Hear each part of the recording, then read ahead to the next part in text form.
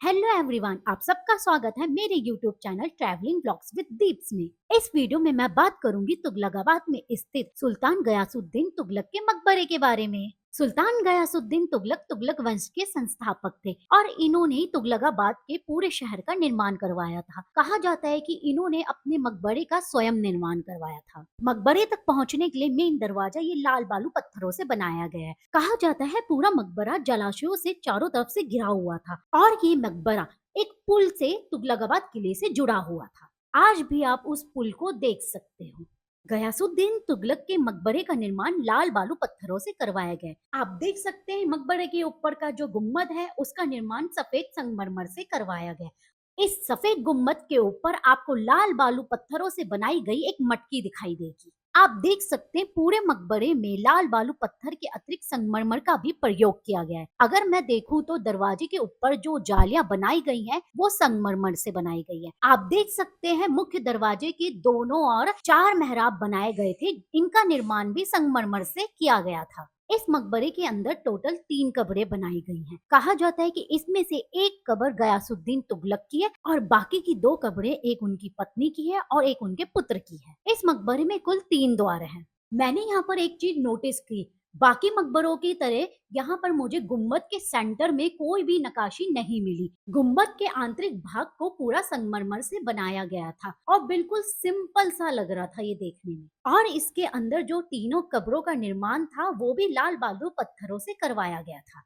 मैंने यहाँ पर एक चीज पढ़ी थी कि ये पंचभुजाकार है और अगर मैं इस मकबरे के चारों ओर दीवारों को देखूं तो वो चौकोर नहीं लगती, मुझे वो आकार में कुछ डिफरेंट सी लग रही थी।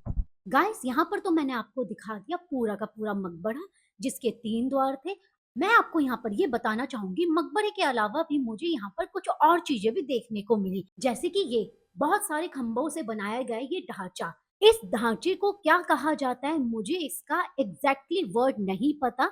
इस ढांचे का पूरा निर्माण लाल बालू पत्थरों से ही करवाया गया था और इसमें पत्थर का भी प्रयोग किया गया था। और मैं यहाँ पर देख रही थी कि यहाँ पर खिड़कियां भी थी और उसी खिड़की आकार के 2 दरवाजे थे जिसमें अंदर प्रवेश किया जा सकता था। जब मैं ऐसे छोटे छोटे दरवाजे देखती हूँ प्यारे प्यारे तो मैं अंदर जाके देखती जरूर हूँ कि अंदर उसके है क्या।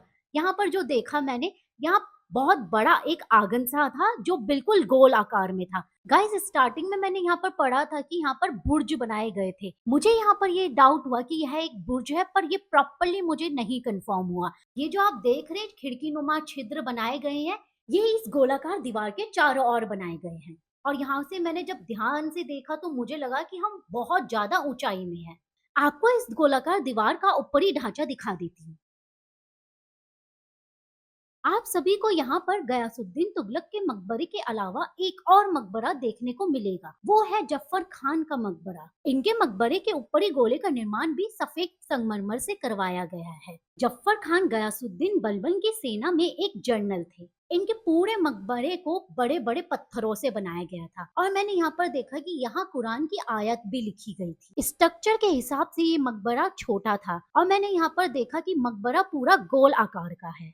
गाइस इस मकबरे के अंदर बहुत सारी खिड़कियां होने के बावजूद भी यहाँ बहुत ज्यादा ही अंधेरा लग रहा था, इस वजह से कुछ भी अच्छे से कैप्चर नहीं हो पाया। जैसा कि मैंने आपको पहले ही बता दिया था इस मकबरे के गेट के ऊपर आपको ये कुरान की आयत लिखी मिलेगी। इस मकबरे के अंदर मैंने 2 कब्रें देखी। एक कब्र का निर्माण सफेद चूना पत्थर से करवाया गया था और दूसरी कब्र का निर्माण लाल बालू पत्थरों से करवाया गया था। इनमें से एक कब्र थी जफर खान की। ये थी मेरी आज की वीडियो सुल्तान गयासुद्दीन तुगलक के मकबरे के बारे में। अगर आपको ये मेरी वीडियो अच्छी लगी तो please like my video and subscribe my channel. मैं आपको मिलती हूँ नेक्स्ट वीडियो में, तब तक के लिए बाय।